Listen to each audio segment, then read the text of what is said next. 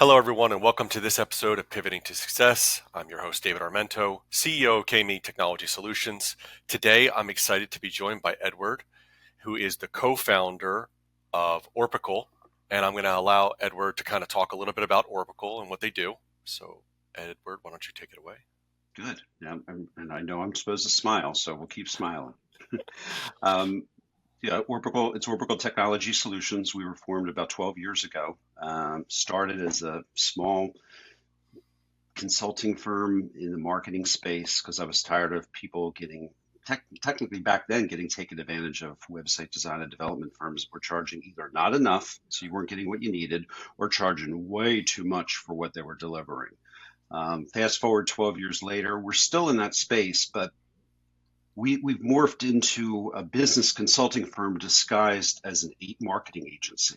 And that opened a lot of conversations that I would have never expected us to have, even though it was really the foundation of working with other companies and trying to improve their overall performance, but through marketing.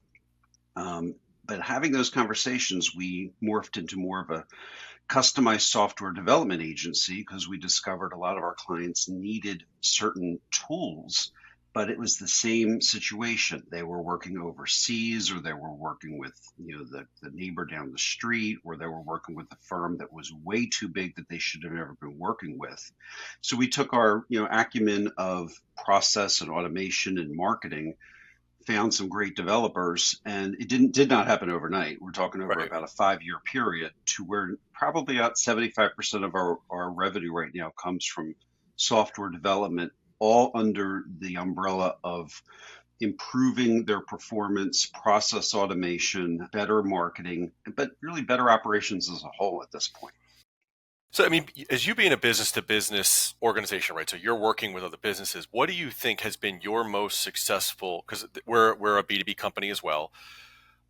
Strategy for finding new customers, because that is a great challenge in the B2B market in this day and age. It seems like B2C is really ironed out, especially the digital marketing space. But if you were going to give advice to someone who's starting a B2B company, where's a place they should start at least?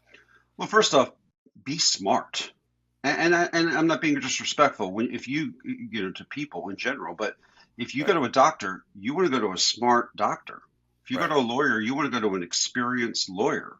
If you get on an airplane, you want an experienced pilot. So Yeah, first off, definitely. Right. so you know, be good. And if you're not good, get good before you go out there. I mean, I had a call yesterday with a young man that I try to help people. I used to be the young guy in business. Now I'm the old guy in business. And it really upset me because his whole focus was he provides accounting for digital marketing agencies. I'm like, okay, Okay. this is cool. He doesn't. He targets digital marketing agencies because he thinks it's low hanging fruit. And I said, well, Right. tell me the vernacular that we use. Tell me some specific case studies that, my industry that I can relate to. Tell me how you customize your service for us. And he couldn't. So Right. he was a poser. And That's tough. so yeah, so the first advice would be damn good. The Okay. second advice was don't be narrow silo focused about what you know. Um, Now, there's two ways to look at that because the more you focus your expertise, the higher you can command. Like a general, thank God I love my doctor. I've known her for, been with her for 20 years, but she's a generalist. I wouldn't go to Right. her for heart surgery. And quite frankly, wouldn't go to her for if my child needed braces. Um, so you want to be specialized, but you also have to understand. I think the biggest problem with, not the biggest, a problem of business consultants, marketing agencies, even law firms, quite frankly, is they look at their solution and how their one solution affects their client, but they don't see the ripple effects of how it handles other things. Okay. And that's really, I think, how we were able to grow because I don't know, 20% of the people that came to us, maybe even more, we wouldn't work with. It's like, Okay. do not, one of the things I love to do is when somebody has a business idea is to help them so great by telling them not to do it. A guy comes to us, I got this greatest idea. When this happened at Ponzio's Diner in Cherry Hill, I got this greatest idea for the app. Nobody's ever heard anything about it. I've already put 50 grand into it. We're getting it done overseas, blah, blah, blah. And I turned my computer around and there was like 7 companies that were already in that space, well funded, and his whole face just sunk. And I Oh, said, well, I'm glad we did this because we now saved you a ton of money. So to answer your question directly, be good and understand the business as a whole, not just your siloed solution. yeah. I found also, as you scale, building a really good team is critical. I've worked on a lot of teams over the years. What is something that you find when approaching, or something you see in high performing teams? What was a core competency that you see, or something you should look for as you hire someone? Well, it's funny because so much pops into my mind. I mean, I It's a had lot. the opportunity, well, in our prior conversation, I had the opportunity to talk about starting a company in my bedroom and taking it public 18 years later. We were like a 18-year overnight success according to a lot of people, and we That really is the were. story, though. People only see the success; they never see the work. They never see the long hours. We get that feedback too. Talking to friends and different people. Oh, they heard I went to do something in the middle of the day. Yes, I have a little bit of flexibility. I may not always have a schedule or a seat that I have to be accountable to, but that doesn't mean I'm not back working in that seat at 8:30 at night or 9 o'clock at night or 5 a.m. or so it is Yeah, interesting. They always see the success, not the work. So yeah. Well, I mean, and we'll get back to your question regarding people, but I got no shame in the fact that I absolutely positively cried at least 3 times over those 18 years, because I'm like, what am I going to do? yeah, And but that was part of a maturity level too. Not that I was immature, but it was like, okay, you become battle tested. right.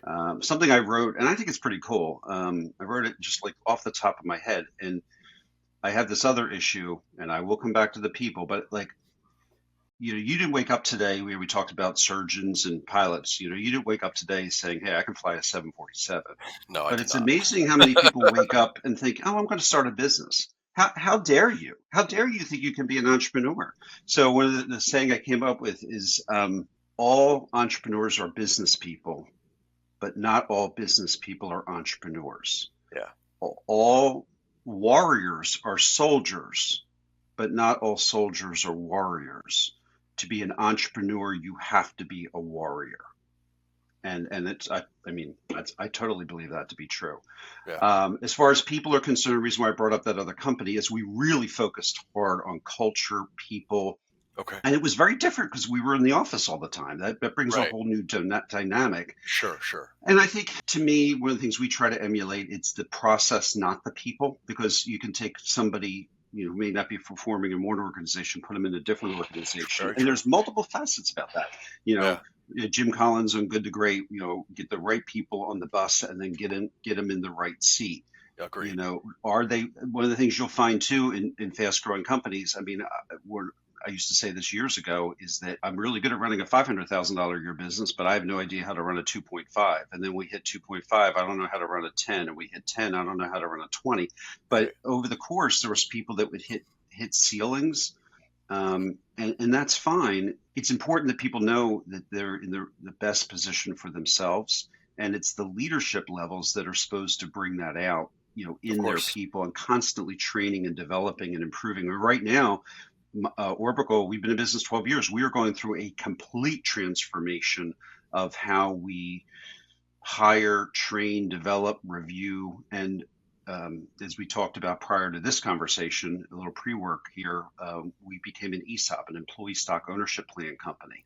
Right. And that takes on another level of responsibility, but it's great because now, instead of myself or my partner saying, "Oh, we're going to do this," and now we take responsibility for that, we kind of get it out to the team. Now everybody takes responsibility. I mean, years ago, even now, but especially years ago, we used to hire people at the executive level.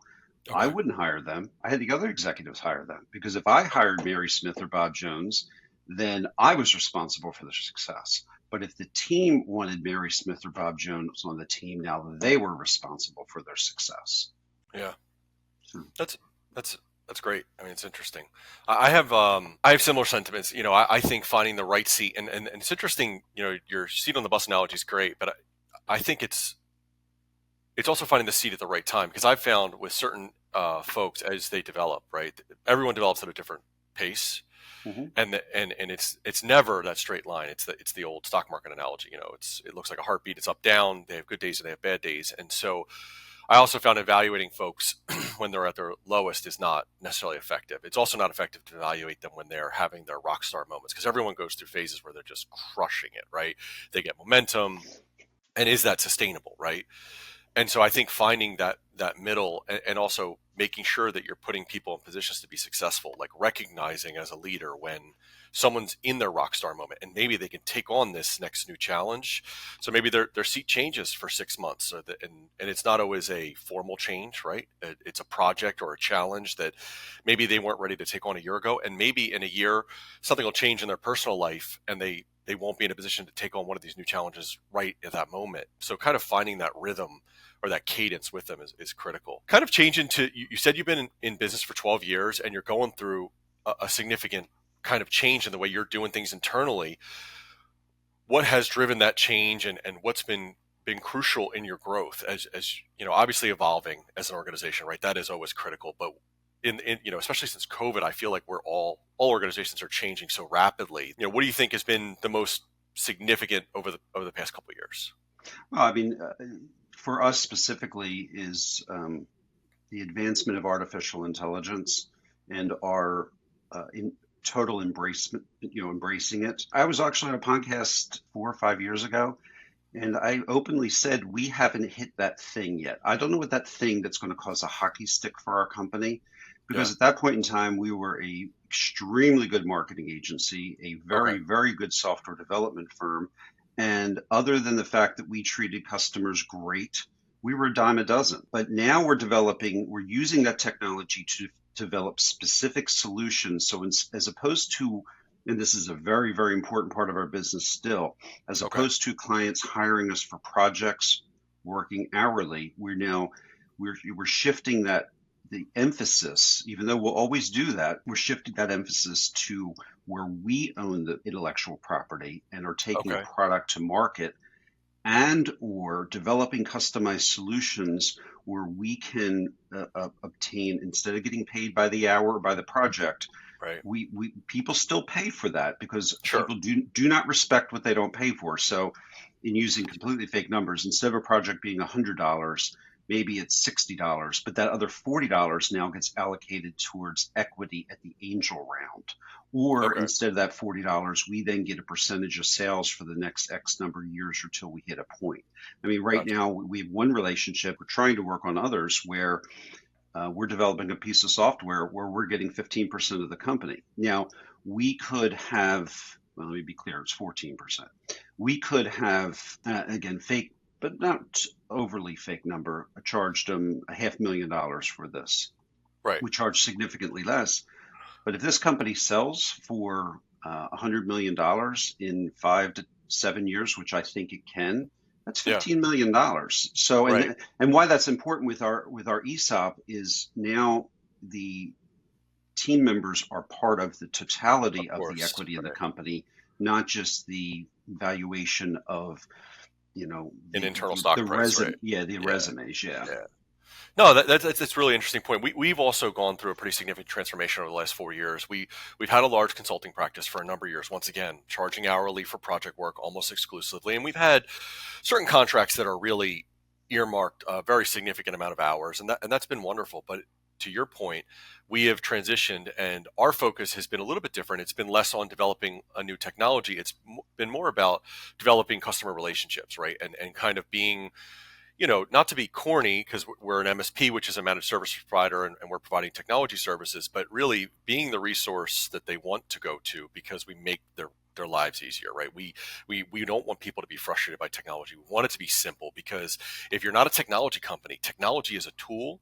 It's an essential tool, but it cannot be a barrier. And oftentimes we find that it is a barrier. You know, the rate of either training, adoption, these are all barriers to running a more successful organization. And if you as an entrepreneur, when you're dealing with other entrepreneurs or a business manager, don't have the ability or that expertise in technology, then you need someone who can help bridge that gap. And so that is really one of our core changes. And to that point is shifting from an hours based platform, which we, of course, we still do projects and we're more than happy to come in and install a network or set up Wi-Fi for an organization. We love doing that stuff, but we want to get into a space where we kind of have we're managing the IT operations for you, and we're realizing things are not going well long before you're calling us, and we're fixing them behind the scenes. You don't even realize that things are getting better, and it's kind of that silent partner, because when infrastructure and operations do things well, no one knows they exist, and that's really one of the big shifts that we've been making. And it's been quite a journey. It's been a really challenging journey for us. It's been humbling. It's definitely Yeah. Oh, been a yeah. major transition, and so that's been our big transformation, is this move to advisory, what we call MRR. So somewhat almost it's a subscription model, right? So you're going to pay monthly for an X amount of devices, and we're going to make sure that everything works for you. And if we don't deliver on that, then there's repercussions for us. But we're going to make sure day to day that you don't have to think about technology. And it's been a significant transformation for us. Let me try and think of it because I think analogies are valuable, and I don't want to think of something that is like a Ferrari or an airplane, but let's do something really basic. So replace the word technology. Well, technology, but instead of computer software, we're creating ovens for a bakery, Okay. right? And this new oven that we're creating can handle more muffins, more cupcakes, more cakes. And even though this would probably be impossible, it cooks them faster and it cooks them better. Beautiful oven. Do we have the manual on how to use the oven? Oh, yeah, we got to do that. Do we have a customer service if that oven breaks? Oh, we got to do that. Do we have a supply chain for the parts? Oh, we got to do that. Hey, does the customer, and I'm making this up as we go right Yeah. now, Yeah. No. Yeah. does the baker have enough? Okay, so now instead of baking 48 muffins, 12 dozen pans, that's all they own. They only own 12 pans. So now that your oven can cook 400 muffins, who gives a crap? They only have Right. 12 pans. Did you even Right. ask how many pans they have? So that's another problem of, Yeah. I believe, software as a whole is many organizations don't look at the total implication of that. And Sure. so we try to look in that vein. We also we are proud of the fact that we're 100% onshore. I have no problem with offshore, but Yeah.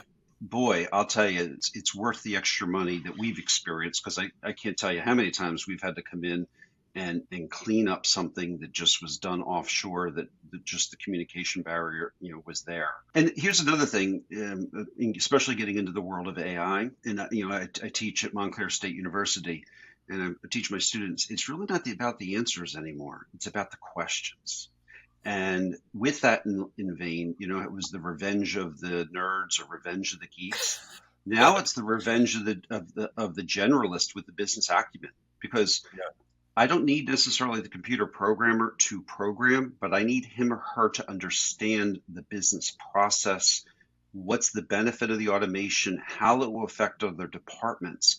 And that's what has me most excited about moving forward for old people Yeah. like me, because it's not the ability to generate the answers isn't the issue. It's the ability to ask the right questions. Yeah. That's really fair. And dig in. I find finding the right questions comes from understanding, right? So that means you had to dig in, and you had to fully understand something before you you can really ask the right questions, and that comes from all different kinds of perspective, right? Doesn't necessarily mean technology. Understanding what drives an individual organization, even your ESOP program, obviously that came out of finding something that drove the people in your organization, right? That obviously was triggered by something that you and your partner or your leadership committee recognized would be important and critical to individuals in your organization. Because if you don't find the right forces that motivate, then customers, employees, whoever it is, right? It's not really gonna have any value, right? Well, it's a true win-win, and that's such a silly term, but it really is in this regard. In that people think, oh, it's so great, you're an ESOP, you're generous, you're giving away. No, yeah, it's great, it's awesome, it's wonderful. Yeah. There's so many positive things about it, but it's also a greedy, smart business move. Because I guess I'd rather have 20% of 100 million than 100% of 1 million. Right, right, And right. it's interesting, and this is a philosophy I've had for years. I remember when I was the math right. It was 1997, so I don't know how old I was there. 65, 75, 85. So I was, 30-ish, and I was offered $1 million cash for my business. Okay. And I'm not going to say Which was a who lot of money at that time, right? That's a pretty well, it's a significant. It's a lot of money friggin' now, but yeah, it was no, a but lot it of was a money lot then. of money. And Yeah, yeah. and but here's what the deal was though. We had this long hallway, and the guy, he was an ass. He really was an ass. And he walked back from the bathroom and went, bye bye, bye bye, bye bye bye. I'm like, what are you doing? He says, well, your HR department's gone, your accounting Oh, department's yeah. gone. And I'm like, I can't do that to my No, people. I can't do it. I mean, these people work their asses off. Right. Now, 2 years later, we went public and everybody was rewarded. And here's another interesting point that I haven't thought about this in years. When we went public, we were part of a roll up. We were doing a 20 million, like 22 million. When you added the 5 companies, us plus 4 other, we were about 125 million. And it came time to do stock options. Okay. And company one had like 10 people with stock options, 10 employees. Company two had 8. Company three had 20. Company four had 15. Company five, my company, we had 190 Okay. people with stock options. I just think that says a lot right there. But Yeah. my point is, we went public because of how we treated people, Yeah. and so they should be rewarded, and No, it's they all get a part of it. sense of ownership from it. I mean, people when they feel like they own something, I don't care what it is or what how you want to look at it. When people feel like they're a part of something, they always are going to give their best effort. And Well, I don't, here's a real life example. I used to own call centers, and I used to do this, and I don't think I could get away with it anymore. But in a call center, you have anywhere between 30 to 150 people, and literally at our peak, we had 14 call centers. So I did most of my time just going around call centers and talking with people, meet with yeah, management, blah blah blah. And it worked like a charm almost every time. You always have a bunch of people, and there's usually younger people, and there's usually a couple guys, and there's usually a couple guys in their early 20s, whatever it may be. And you say to one guy, hey John, get on the floor and give me 10 push-ups. And the guy's like, what the hell? What are you talking about? Demanding push-ups? Oh, look at that. That's upside down. And whether he did it or not, it was just like you could tell by the attitude. But then you say right. to the next guy, say, Mike, bet you can't do 20 push-ups. Oh, yes, I can. Bam, bam, bam, bam, bam, bam. There's 25. So the one guy did 150% more by simply how you ask the question and make Sure, them sure. part of the decision. If Yeah, they're yeah, if they feel absolutely. part of it, it's amazing what people will produce when they feel part of it. And the fact is that people could say, oh, well, that's for the senior executive. That's crap. I had 1,000 employees that were making close to minimum wage, and Yeah. they would do things that would be envious of Fortune 100 companies of Okay. what these people did. But because they were given a chance, they were respected, they were given the opportunity to have input, and they were given the opportunity to take ownership of the problem and solve it.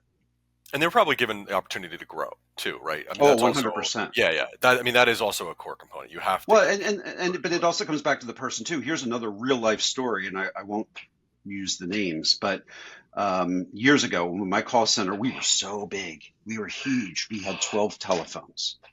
Okay, we had 12 telephones. We only had telephones. We didn't even have computers back then.